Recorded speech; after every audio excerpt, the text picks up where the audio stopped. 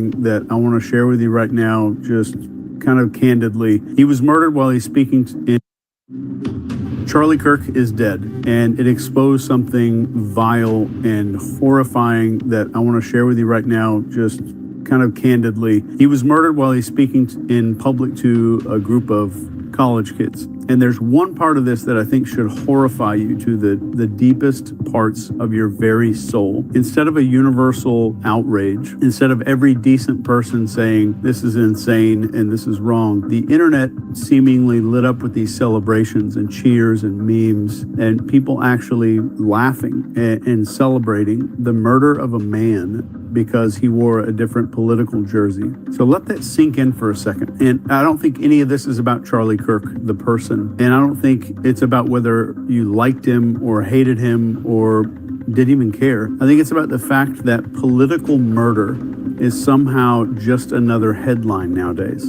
And we scroll right past it. There is a whole new low for where we could go. And you have people online cheering like it's their team winning a Super Bowl. And what you're seeing is an evil, evil mask slipping.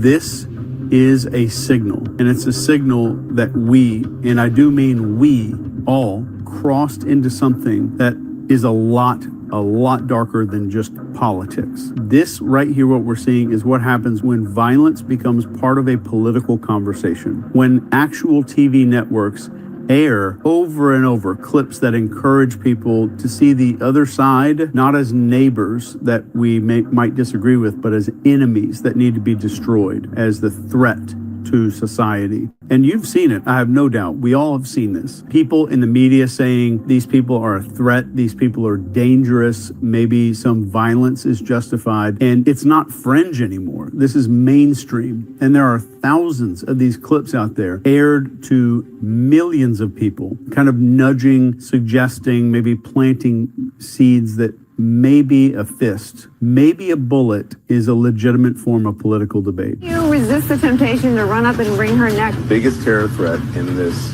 country. I'd like to punch him in the face.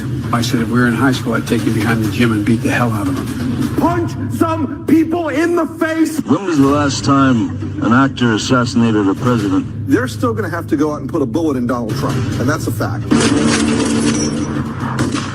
A lot of people don't have the attention span to maybe stick with this, but I pray that you do, because I'm going to expose something here that's going to change everything for you if you stick around. But here's the irony, and what I think is a absolute concrete law of history. It's concrete law. The minute that your ideas require violence to enforce or spread, they are already completely bankrupt. Every tyrant, every failed ideology, every social collapse starts the exact same way. The debate dies, then violence takes the place of debate. And you can't argue with a gun. You can only kill with it. And when killing is the substitute for a conversation, society as a whole starts falling off a cliff. And we all, myself included, we all have been sold the biggest con of our entire life. And this is that the problem is left versus right, or Republicans versus Democrats. And that is the distraction fireworks show that they want us screaming about while they're doing something else. And this is a magician's trick. And I'm about to really show you what Charlie, God rest his soul, has kind of exposed here. If you turned on cable news today, you go in your living room, turn it on, maybe you scroll social media, what are you going to see? The absolute fringe. They're going to show you the loudest, dumbest, most cartoonish people from the other side blasted in your face 24/7. You're not being shown your neighbor or your coworker or the mom next door who votes differently. You're being shown a bunch of professional lunatics that are handpicked to make you think one thing. And the one big thing that they want you to think is, oh my God, these people are insane. They are the enemy. That's the reason that we're going downhill. And none of this is an accident. This is word for word textbook psychological operations. And military psyops manuals literally describe how you isolate a target audience, then you pump them full of a bunch of outrage, you create a tribal us versus them identity. This is straight out of a psyops textbook. So why would we want to do this? Or why would psyops want to do this? Because once you're locked into tribal thinking, you're going to swallow anything. You're going to believe any lie about the other side. You're going to cheer when other people suffer. You'll excuse things that you would never excuse in your own neighborhood if you watched it right in front of you and it was one of your neighbors. This is exactly the playbook on how you get otherwise decent, kind people laughing at a murder on the internet. That is how you radicalize a country without firing a shot. And let me tell you something that you're not supposed to think about right now. You share more in common. You share more with somebody across the aisle than with a billionaire donor or some media executive pretending to speak for you. I don't think they want you to see that. They need you divided. They have to have you blind and full of rage, because a united, sane, connected public is the one thing that they actually fear. So how does a normal person, just a regular person, a guy who loves his kids, pays his bills, maybe argues politics at Thanksgiving, how does he turn into somebody who cheers at the assassination of a political opponent on the internet? This does not happen overnight. It is a formula, and I'm going to lay it out for you very plain right here.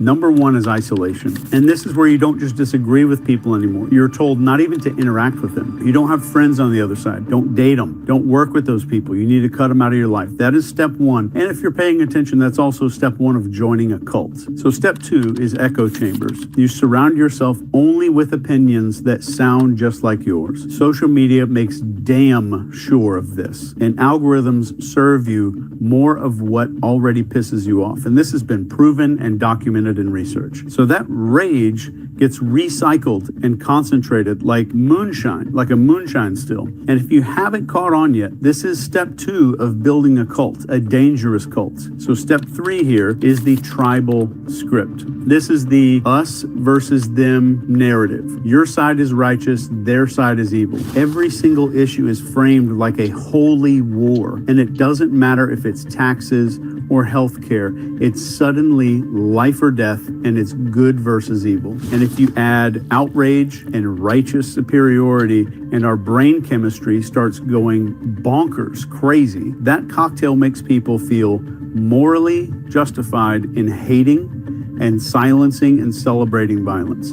That is true radicalization. That's how you turn regular people into basically a sleeper agent without them even knowing. The bad news is that what I just said is only the beginning, and it's happening on both sides of the imaginary aisle. Here's the truly horrifying part. All of this, it's not just a result of some advertising and algorithms. This is deliberate, and I would stake my reputation on it. This is not just some accidental byproduct of politics. This, what we're seeing right here, is engineered step by step to keep you outraged and blind and keep you just kind of stabbing and punching at shadows. All the while, this real power, the people who profit from division, stay completely untouchable. So keep this in mind while we're talking. You have more in common with someone who voted different than you did than the people that you see parading their narratives on TV. Please keep that in mind forever if you're able to. An absolutely brutal truth that nobody really wants to face. Assassinations that, especially like we saw with Charlie Kirk, assassinations are not usually about stopping some kind of evil. They're about stopping ideas. You don't kill somebody because their argument was weak. You silence them because you were terrified that their words are working on people. Think about Martin Luther King Jr.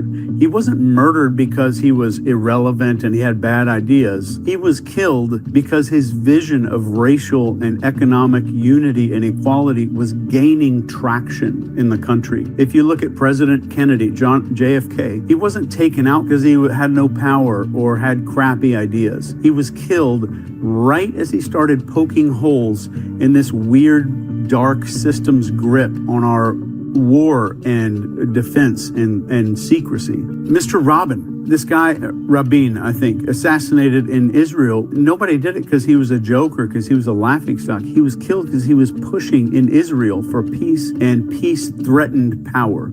Peace threatened power. History is unbelievably clear on this. If debate dies, when open conversation gets replaced with suppression or intimidation and ultimately violence, society walks into a death trap. There's not an exception to this. So the ideas that require censorship or intimidation or blood to survive, they are 100% of the time poison. An idea that can't survive in the sunlight has to live in the shadows. And that is the death spiral that we are in if we don't stop this shit right now. So let's look at the other hand in this magic trick. Remember we talked about there's some misdirection going on here.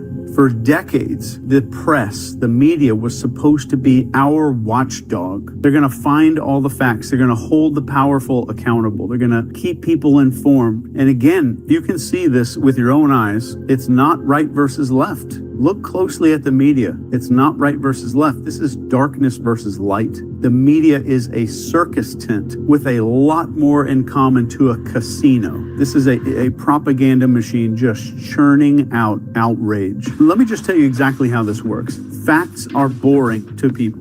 Outrage is more likely to sell. It's more likely to keep you looking at the screen. That's their metrics. That's what they get paid based off of. So instead of showing you some kind of reality, they're showing you this carefully curated nightmare reel of the absolute worst of the other side. They're not giving you the whole picture. They're giving you the most extreme clips that they can find because they know that you're going to watch. They know that you're going to get pissed off when you see it all, and you're going to come back for more tomorrow. In fact, to me, if I'm very honest, if something doesn't fit their narrative, it is completely ignored. But if a story can be kind of twisted into a blame game, then it is. So they're not showing you reality in any sense. They're showing you a story designed to keep you loyal to your tribe, addicted to whatever their version, twisted horror movie version of reality really is. And what's truly disgusting, what I am genuinely nauseated by. We tend to think, oh yeah, the media is trying to sell ads for some pharmaceutical stuff, and they're trying to sell some car commercial breaks and things like that. That's not it.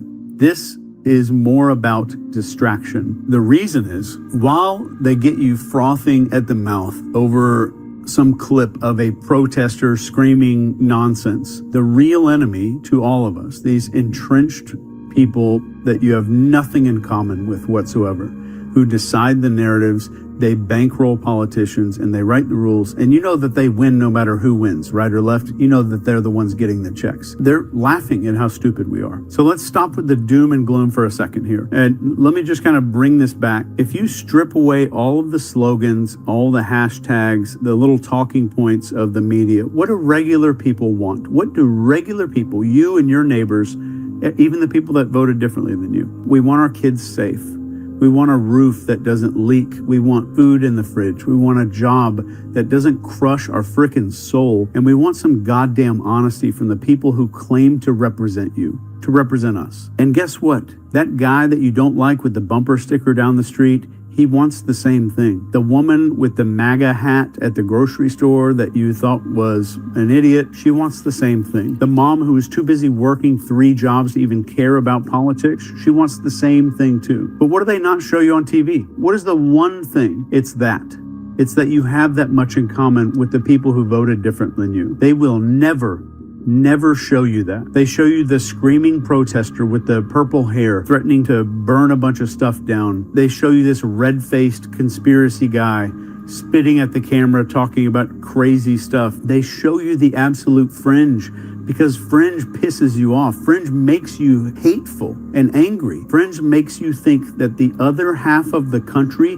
has lost its freaking mind. There are absolute real studies on this. There's hard data proving that these algorithms and the media deliberately push exactly what's going to piss you off. Because the more enraged you are, the longer you're going to stay hooked. And they're literally feeding you a diet of enemies instead of neighbors. They're programming you to see the world through some kind of warped carnival funhouse mirror, where these loudest, weird-ass 1% of extremists look like 160 million people, and it's not. It is a lie.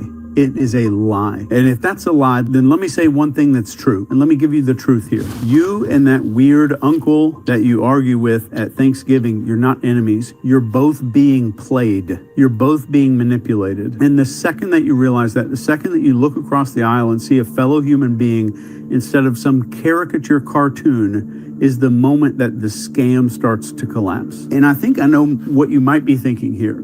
So if it's not left versus right, then who the hell is pulling all these strings? Who benefits? So let me ask you, who benefits from you hating your neighbor? Because let's be honest, regular people don't profit from this chaos. Regular people don't.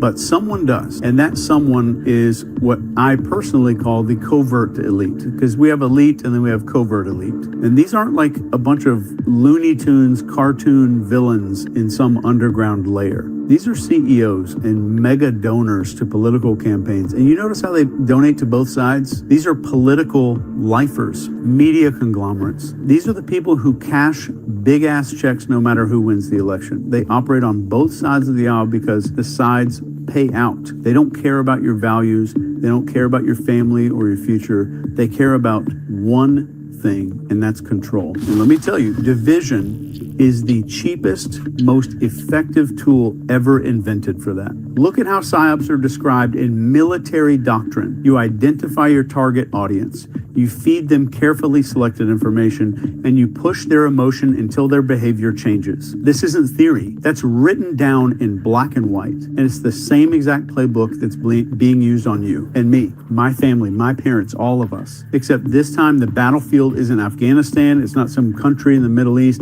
It is your living room. It's your Twitter feed. It's your nightly news. It's right here where you're looking at my face, whatever device you're watching this on. This is the battlefield. This is why both parties, you're hearing them scream about each other nonstop, but they never really seem to touch the things that matter. And you ever notice how there's always money for war, but there's never money to fix our roads? You notice how billionaires always seem to fund both sides of the elections. And if you've ever noticed, if you take a good look, corruption is a bipartisan issue. That's not incompetence. So whatever it is for the elites, they need you locked in this tribal, us versus them, tribalistic warfare. Because if you ever woke up and you started to realize that you share more in common with the other side than a single millionaire donor on your own side, the entire game starts to collapse instantly. And I think if you realize this, you'd stop fighting each other. You'd start realizing that the right versus left is fake. And I think that purely terrifies them. So who knows how long this video is going to last on YouTube. But let me be crystal clear about one thing. The real enemy isn't your Democrat neighbor with the yard sign that pisses you off. It's not your Republican uncle who posts stupid memes on Facebook. The real enemy is entrenched power. And it's an entrenched power that thrives on one piece of fuel, and that fuel is chaos. The real enemy is those people who profit when you are divided and distracted, and most importantly, when you are dehumanizing your fellow Americans. This was never about left versus right. It was always about the people versus the powerful. So here's the starting point. It's just sanity, just plain everyday common sense sanity.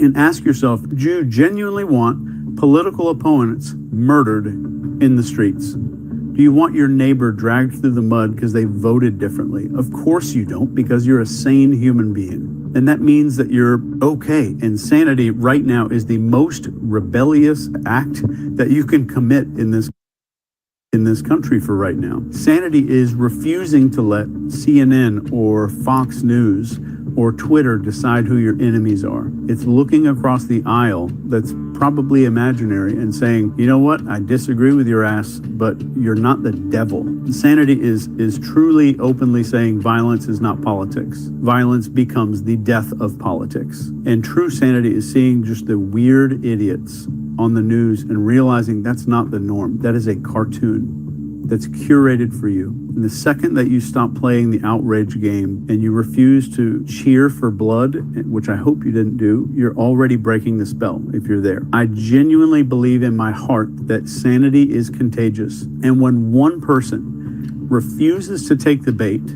the echo chamber starts cracking a little bit.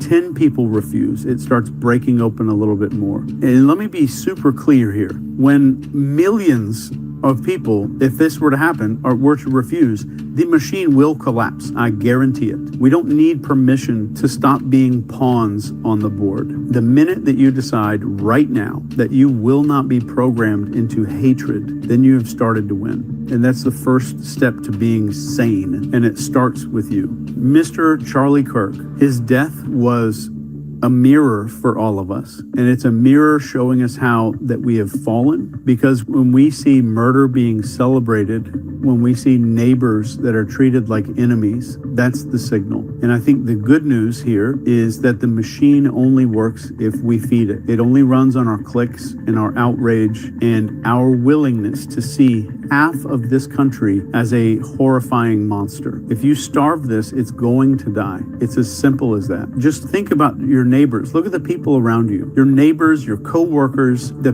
parents at your kids' school. Do they really look like these dipshits that you see on TV and on social media? Do they actually match these memes and all the screaming clips and stuff? Hell no. They look like you. They look like me. We're tired and overworked. We're worried about bills. We're praying for a future that isn't just bonkers, batshit crazy. That's the America that cameras don't show you, because if they did, you'd stop hating people. You'd start seeing reality. So here is the pledge. Here's my one thing that I want to give to you here. And you can say this pledge out loud if you need to. I will not let anything electronic decide who my neighbor is. I will not let political violence become normal. I will no longer let propaganda tell me who to hate. I will never cheer for blood. I will choose sanity. I will choose unity. I will choose to see the humanity in people before I see their politics. And if enough of us take that stand, the whole entire rotten, nasty structure starts to fall, because the truth is very simple. There are more sane people than there are psychopaths. What we're seeing online is fake. There are more of us than there are of them. And the second that we remember that, the second we refuse to be divided against each other, which is fake, the game is permanently over. And I say this as the brainwashing expert and the psyops expert. The choice is absolutely ours. Right now, do we keep this programming? Do we keep going? Do we keep letting them program us into sociopaths? Because that's what's happening. My previous video right before this one was about this. Or do we break the script and take back our sanity and just finally remember that we are one people. We're not two tribes. And I want you to remember this. If something online pisses you off, now you know for sure that you are witnessing social engineering. That's all that is. And let me end this with a quote from Martin Luther King. The ultimate weakness of violence is that it is a descending spiral, begetting the very thing it seeks to destroy. Instead of diminishing evil, it multiplies it. Through violence, you may murder the liar, but you cannot murder the lie, nor establish the truth. Through violence, you may murder the hater, but you do not murder the hate. In fact, violence merely increases hate. Darkness cannot drive out darkness. Only light can do that. Hate cannot drive out hate. Only love can do that. I love you. Please, please, God, send this to somebody that you know. Take care. Wow. I don't know about you, but when I first watched that this evening, it totally blew my mind, and it totally convicted me, because I have to admit that I have gotten sucked in to the system. I don't know about you, but I hope that you are humble enough to say, wow, this has happened to me. This past July, my brother, who is a white brother, Tim Martin, hosted us in a conference in which there were at least, I would say, 85 people, adults, in that place in Montana. Black, white, male, female, older people, younger people. We had quite a conglomeration of people. And we were gathered together to discuss Bible issues, eschatology. And I remember thinking while we were there, it just crossed my mind that these people that I'm looking at when I was speaking at the podium, these people that I'm looking at, they all hold different views politically. Some of them are conservatives, some of them are liberals, some of them are Republicans, some of them are Democrats, some of them are centrists, independents, and so on and so forth. However, in that moment and in those 4 days that we were there was so much love. There was so much kindness and joy and just goodness in our midst because we did not discuss any of our political beliefs. We did not see each other as that guy on the left or that guy on the right. However, sometimes, and I have to admit this, I see some of those friends, some of them that were there in that meeting that I love with all my heart. I see some of them posting things, and I also notice that I post certain things, and all of a sudden you can sense the coldness, the bitterness begin to creep in, and you can tell we are treading on the very edge. This could explode, and we could become enemies just like that.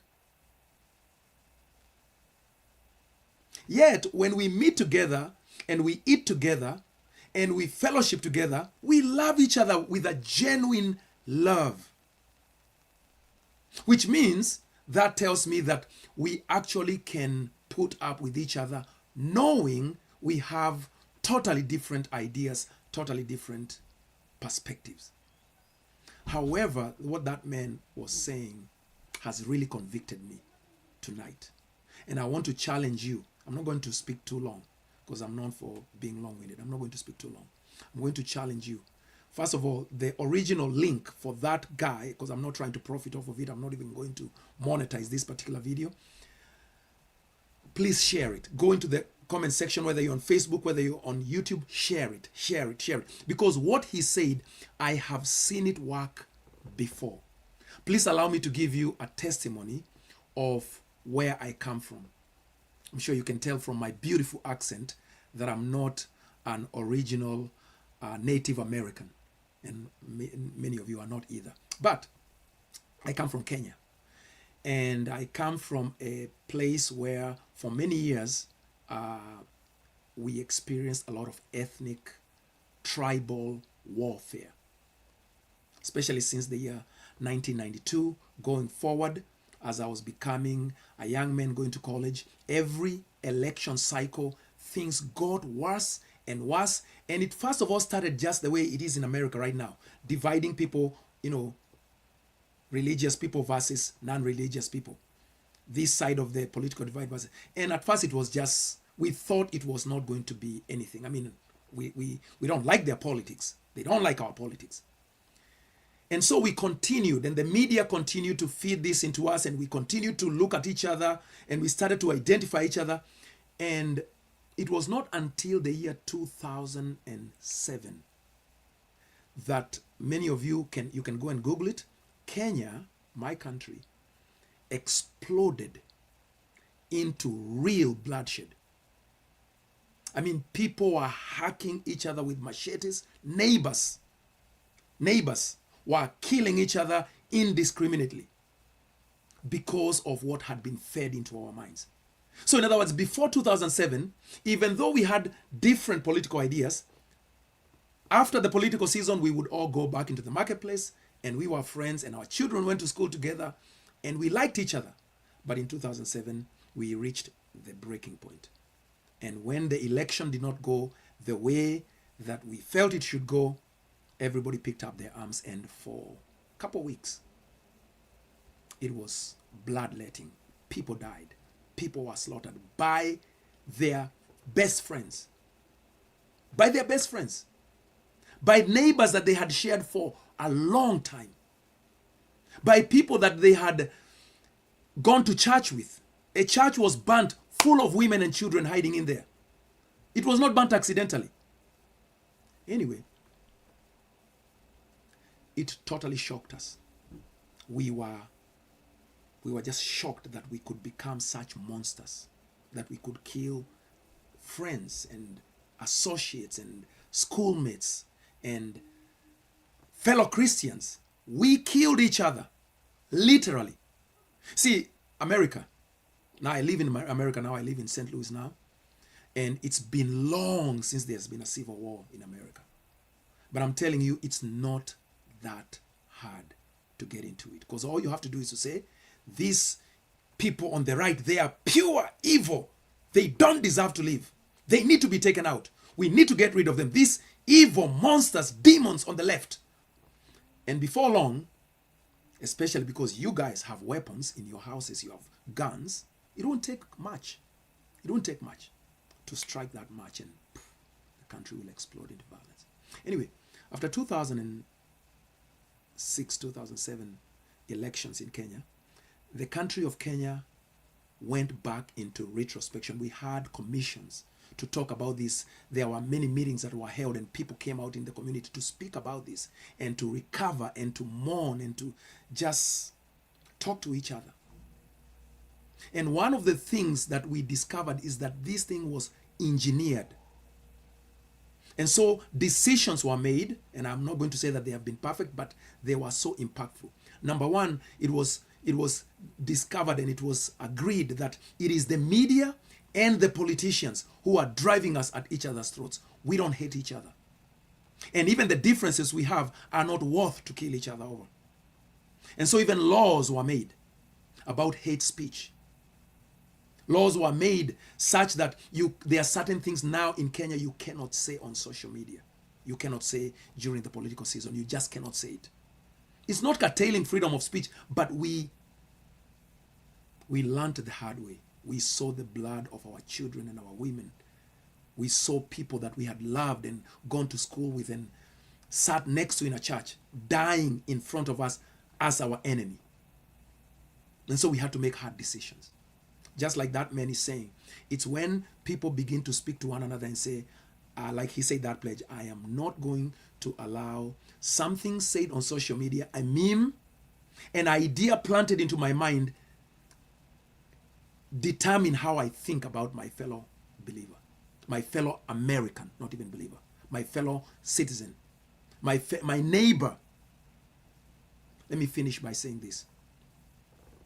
One day, Jesus was asked, what is the greatest commandment? And Jesus, of course, said the greatest commandment is this, that you shall love the Lord your God with all your heart, your mind, soul, and strength and being. Just paraphrasing, so don't quote me. But he says, but the second one is this, you shall love your neighbor as you love yourself. And so somebody tried to trap him and said, who is my neighbor? Who is my neighbor?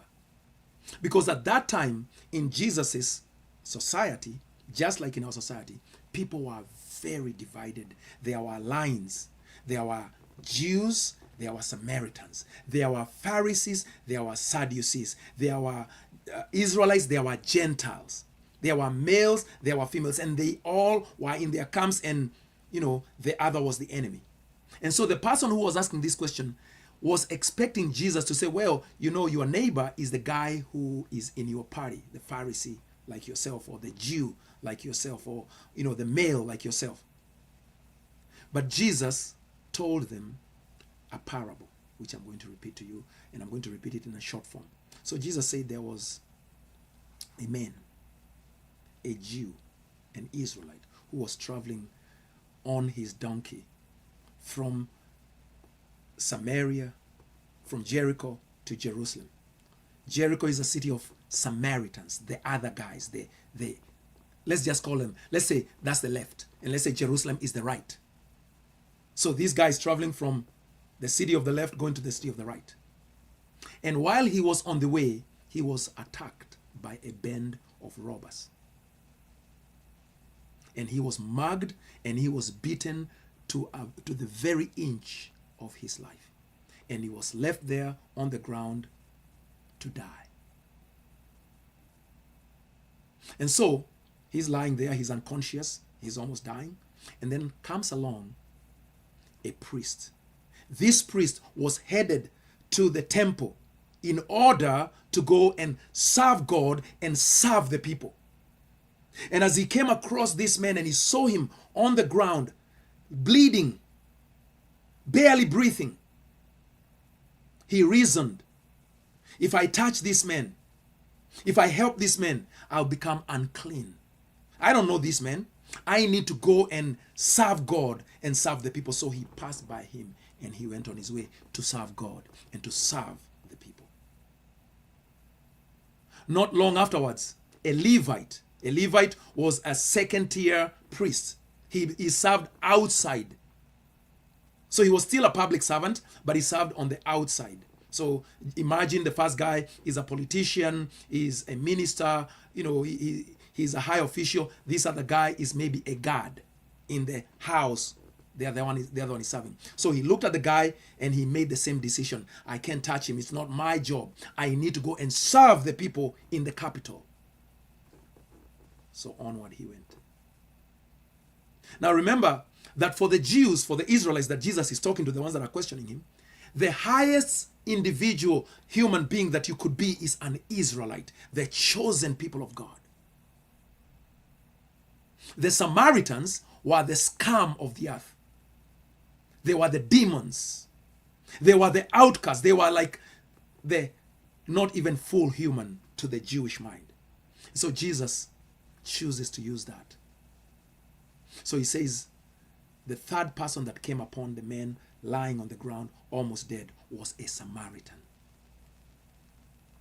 The people who are not supposed to have any morals or any ethics or any empathy. But when he saw the man lying there on the ground, he had no second thought. He got off his donkey. He went, he began to nurse the man back to health. He probably did some CPR. Whatever he did, he tried to get this man back into good health, find out what happened to him. He bandaged his wounds as best as he could. And then realizing that this case was very serious, he picked up the man, put him on his donkey, and he quickly made his way to the nearest town. And then when he got there, he delivered him to a medical professional, a doctor, or whatever the case may be. A hotel. And he told the hotel person, I want you to take care of this person. All medical expenses, I've paid for them. And if you go overboard on the expenses, when I come back the next time, you know me, I'll come and pay his bill. And then he went on his way. And so Jesus asked those people that were there, amongst the three, who was the good neighbor? Who was the good neighbor? Who really behaved like the neighbor? And of course, whether they answered him or not, they had to very embarrassingly say it was the Samaritan. It was not the priest, the servant of the people. It was not the Levite, the servant of the people. It was the evil person, the liberal, or if you like, no matter whichever one you are right now, the guy on the right that you hate, the alt-right guy. That's the guy that helped. That's the guy that cared. That's the guy that had empathy. That's the guy that nursed the guy back to health. And so that's a challenge before us at this hour, America. Our neighbors, and I can tell you, I go to these school meetings where my kids go to school.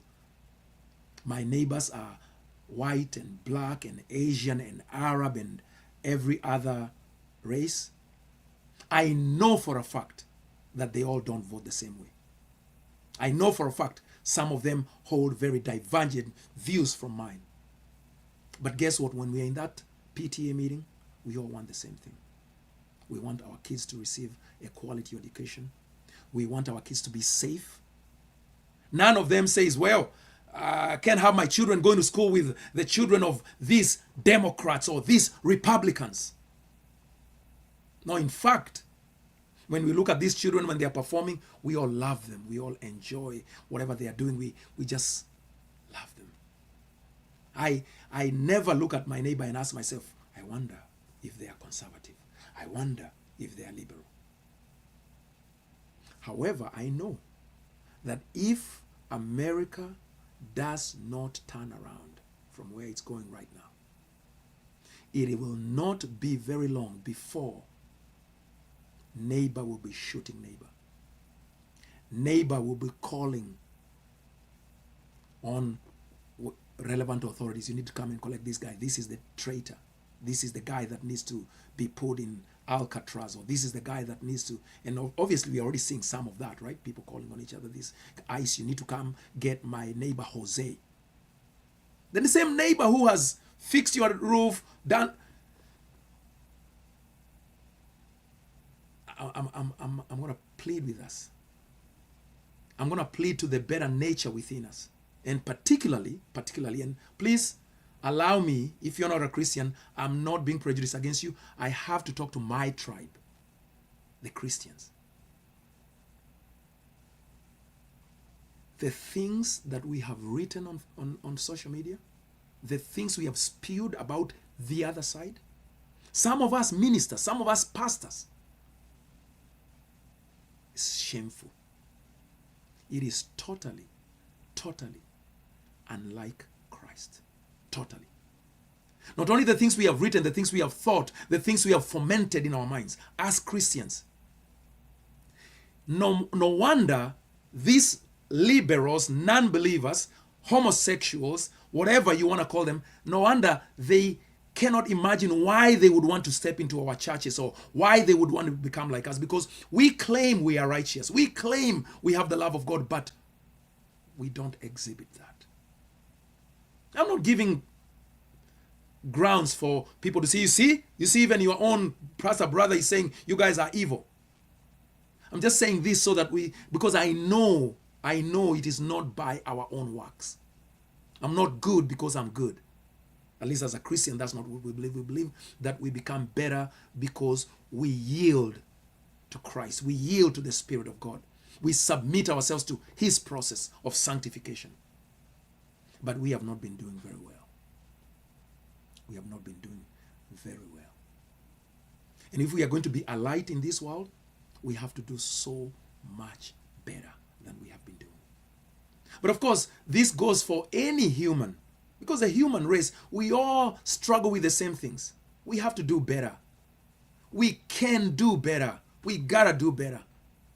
We gotta stop submitting ourselves to this nonsense that is being fed to us on social media. This hatred.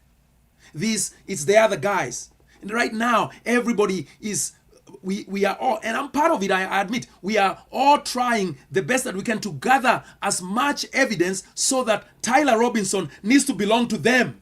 He does. We don't want to own him. We want him to be owned by the other people, because as soon as we can prove he's from the left or he's from the right, then we can condemn the whole group. As if my friend Rosemary, who votes different from me, as if she actually, if I could prove that Tyler Robinson belongs to her party, as if Rosemary picked up her phone and said, "Hey Tyler, on my behalf, I need you to go and shoot Charlie Kirk." That's nonsense. We know it all. We know this is not true. But yet we are allowing ourselves to be carried away in this madness. It's madness. Madness.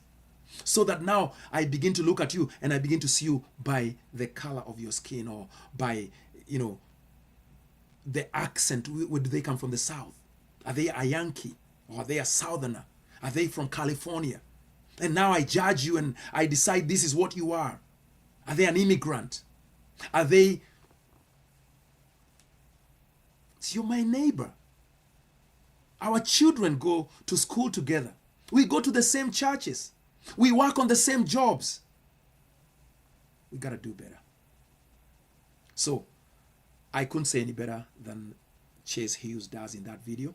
So if you have not watched that video, maybe you came in while I'm talking, please go into the link, into the description section of this. It's only 23 minutes, but it's 23 minutes of power. That video has already been watched by over 2 million people. Watch it again.